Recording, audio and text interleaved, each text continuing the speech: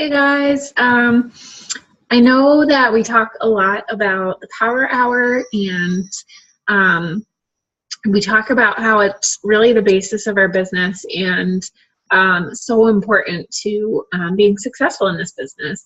I know when I first started, I had a lot of trouble kind of figuring out what to do with my time. I'd sit in front of the computer and be like, okay, I need to do this, and I need to do that, and I need to do this, and I need to do that, and I'd try and figure out what I wanted to do first, and I ended up wasting a lot of time trying to figure out where to start. So I wanted to kind of make a video for you on the Power Hour and how you can best go about carrying out the behaviors that are vital to our business and moving our business forward, and just kind of show you some examples of how to do so. So I'm going to kind of do like an abbreviated Power Hour just to kind of show you different ways to add to your network and invite and follow up, etc. And just because we say Power Hour doesn't mean that it has to be 1 hour straight. If you only have half an hour, that's fine. If you want to break, your hour up into 15-minute blocks, 4 of them throughout the day, that's fine too. But it's pretty awesome that you can build a really successful business by just dedicating 1 hour a day. So let me just walk you through what I kind of do for my Power Hour. I have this list here, and I can share this with you if you want it. Just let me know. But we start with, at the top, invite, invite, invite. Then it goes down to be proof of the product, personal development, 2 to 3 Facebook posts a day, return messages, follow up, add to network, form, and group check-ins. So that's kind of what I have on my Power Hour. Those are the things that I try and do on a daily basis to help move my business forward. And once you get the hang of doing them, it actually moves pretty quickly, and all of that doesn't even take me an hour. So being proof of the product, that's really just getting your workout in and drinking your shake. So I don't count that as part of my Power Hour. That's just something I do daily. Then there's personal development. So let me just walk you through a way to, I use YouTube a lot for my personal development. There's books you can read. There's books you can listen to on Audible or whatever other resource you have. But I think YouTube is a really great resource, and you can find tons of great information for Beachbody coaches on there. So let me just show you on YouTube.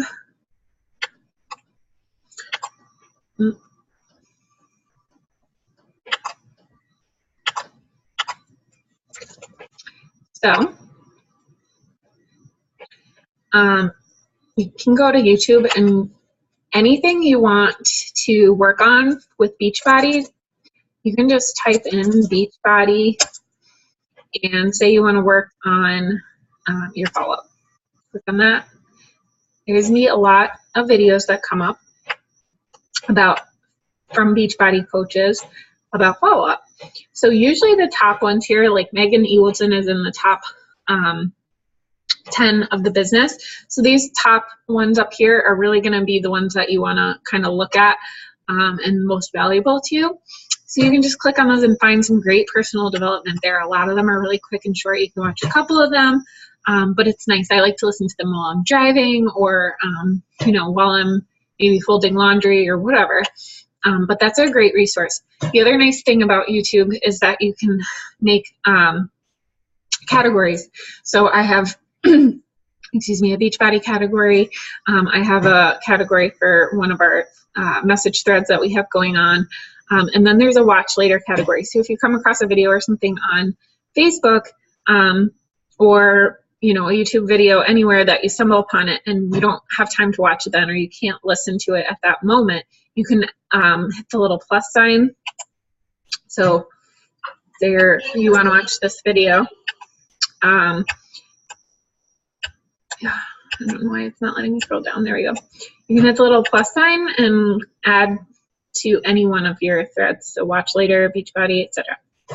And you can add any videos as you go along. And in our new coach training or our diamond training, you can create a playlist. Diamond training videos, new coach training videos, playlist, and add all of the videos so that if you don't have time at that time. You can always go back and watch them later, and then you have them as a reference for the future too. So that's really awesome. I love using YouTube for my personal development. The next thing on the list is adding to your network. So I'm just going to kind of show you some quick and easy ways to do that. So let me share my screen with you again. So this is just for adding to your network on Facebook. So you're going to have this part right here that's going to pop up, people you may know. So you can kind of go through there and add friends as you go through. You'll see you have 9 mutual friends. You can kind of hover over it. It'll just tell you who your mutual friends are. And if you want to expand that, you can click see all, and you can just kind of go through and say, yep, I know that person. I think, you know, we would get along well or whatever. Just add them as a friend. Another way I like to do it is I go to my own page and go to my friend, and I find someone like, say for instance, my husband, who's one, you know, I know we have a lot of mutual friends, but at the same time, I know there's a lot of people that he's friends with that I've met, you know, here and there. And then I would click on his friends and go through, and anyone that I think might, you know, be, I'm sorry, so I want to go to my husband. Anyone that I think might be someone I've met, you know, a long time ago or whatever, I can click, I can shuffle through his friends, or, you know, a sibling or one of your good friends. You know, you meet people all the time and aren't necessarily friends with them on Facebook. So that's a great way to expand your network that way. So that's kind of what I do for expanding my network on Facebook. And then there's returning messages, which I try and kind of leave them all for one time. I've already done mine for today, but if you go to your messages and click see all, any that you haven't responded to yet will be kind of highlighted in bold, and you can just go through and write people back as you go along. So, you know, if they have questions, you can answer them. If you're carrying on a conversation, you can kind of go back and forth with them. So that's one thing. I usually leave that for last because sometimes I can get sucked into conversations, and I don't want to leave people hanging. So I almost always leave that for like the last thing that I do. Next is following up. And this, I just go back. I keep track of anyone that I talk to that seems interested in a program or Shakeology or whatever it might be. And I keep a list of them. And everyone has their different ways of tracking. I do it through Streak for Gmail. And there's another video that I made on how to use Streak. If you're interested, let me know. I can send you that. But some people like pen and paper. Others use Google Docs. So however you want to keep track of people, it's definitely helpful to do that. It's going to save you a lot of time in the long run, even though it might seem tedious when you're going through and adding everyone as you go along. But you know, down the road, you'll be thankful so that you're not, people aren't slipping through the cracks and you're not forgetting about people.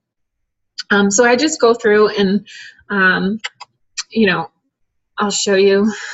I can share my screen again with you and show you. So I'll go to my Gmail and show you Streak.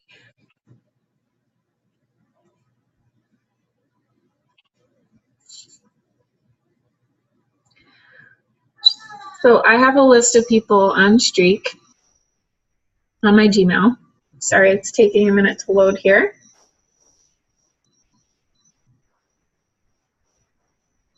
I don't know why it's taking so long. All right, so this is Streak. And I have a list of invites. So these are people who I've invited that seemed interested.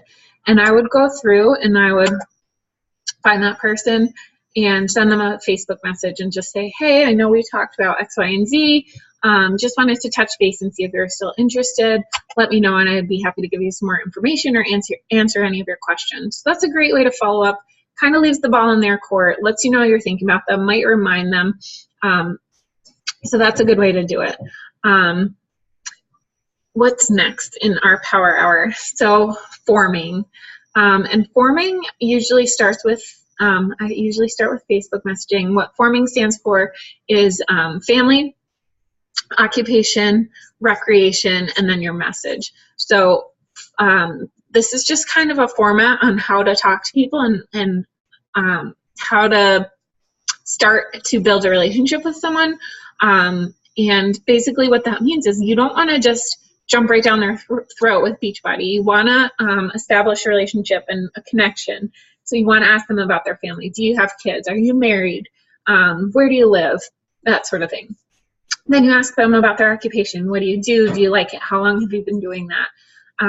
Connect with them over that. Then you ask about recreation. What do you do for fun? Are you a runner? Are you, do you like to knit? Whatever it is. So just kind of talk to them like a real person. You don't have an agenda. You want to build a relationship. You want to form a connection. You want to learn about them. And then after you go through all of that, then you give them your message or your invitation, or, I'm a Beachbody coach, and, I basically am an online health and fitness coach. I love to help people reach their goals. If you're ever interested, I'd be happy to help you. So you're not starting out with that. You're starting out with building that connection, building that relationship, and building that trust. So that's forming. And the way that I usually start forming, there's a couple different ways. But I use Hey Girl messages. So you'll hear that a lot. And I have kind of a script here that I use. So there's a few messages. And I can share my screen with you again so you can see them. So, hey, Amanda, I saw you have some of my favorite people in common when you popped up in the people you may know. I love meeting new friends. Thanks for accepting my request. Something as simple as that. Or, this one is a little more intricate. It says, hi, thanks so much for accepting my friend request. Random, I know. I'm a health and wellness coach on a mission to make Facebook, blah, blah, blah, blah, blah. So there's very simple ones. There's more intense ones that kind of include an invite too. But it's just a great way to start a conversation with someone and kind of plant a seed that, you care about them, you are a positive person, you like meeting new people, so that they won't feel as reserved and as hesitant to reach out to you if, down the road they want to reach out to you. So that's a great way to do that. Then there's inviting. And I think inviting a lot of times is something that people really struggle with. And I have found that the more that I do it, the easier it gets. Initially, I was really afraid of what people were going to say, but I honestly have found that probably 95% of people are really receptive to my messages. There have been so many people I've been surprised that say like, thank you for reaching out to me. Or I've been meaning to ask you, or, oh my gosh, your posts are so inspiring, like thanking me for talking to them or reaching out to them, or thanking me for posting about my fitness journey. So honestly, the majority of people are going to be receptive and are going to be supportive and positive. And anyone that's not, and if you stumble across it, fine, then, they don't deserve to be your, to be on our team anyway. Who wants to deal with that, and who wants a negative person in their life anyway? So you can't take, rejection or someone ignoring you to heart. So just don't be afraid to do it. The more you do it, the better you'll feel with it, the more confident you'll get, and you'll really start to see and reap the benefits of that. So just kind of a way to invite. Once you've established a relationship with someone, or even just a connection over commenting on their pictures, or they're commenting on yours, they're liking your fitness post, they're liking your recipes, or asking for the recipe if you post a picture of something, you're kind of forming this relationship with them. And obviously they're interested in your life. So that's where I usually start, is I start with those people who have been supporting my journey. And I reach out to them, and I'll say something along the lines of, hey, thanks for all your love on my posts. It really means a lot to me to have the support of you and other people. It really helps keep me on track and accountable. are you working on any health and fitness goals too, or something along those lines? Another great person to reach out to and invite is someone that is also sharing their health and fitness journey, or sharing, clean eating recipes, or exercise tips, or, they post about a run that they did or whatever. Obviously, they're into health and fitness too, so they're a little bit more likely to be interested. So those are great people to start with if you're uncomfortable with inviting initially. And as you go along, you can just, do more cold invites, or more invites to people who aren't necessarily commenting and liking on your posts, but they're still seeing them. And you'll be surprised at how many people are seeing your posts and, interested, but they're not necessarily reaching out yet, or they're not necessarily commenting or liking your post yet. So that is kind of the Power Hour in a nutshell. Like I said, inviting, being proof of the product, your personal development, returning messages, following up, informing with people. That's kind of all grouped into the same category. Adding to network, like I showed you. And then, checking into your challenge groups is important too, that you can incorporate into your Power Hour. Just, making sure you're checking in with your challengers, making sure you're posting your check-in with your meals and snacks and water and workout for the day. And, just participating in the group, because the more you participate, the better you'll do, and the better you'll be able to stay on track with your journey. And also you're helping your customers just by, posting about your own journey in there as well. And then the last thing is the Facebook posts or Instagram posts or whatever social media you choose. 3 to 5 a day is what you should aim for. You can plan them ahead of time. A lot of times what I do is I'll write out posts ahead of time. It's not always the prime time to post, but I'll save it in my phone, and then later I can just, put up a picture, copy and paste the post, and post it then. Prime time for people to see posts, at least for me in my life, is, between 7 and 9 at night typically. 7 to 9 in the morning is pretty good, and then around lunchtime you get some good traction too. So those are kind of the best times of day to post, and when you want to post your most engaging kinds of posts. And like I said, plan those ahead of time, or if you see someone else's post that you really love, save it. There's a little, you can click the caret on Facebook next to someone's post. I can show you that too. And so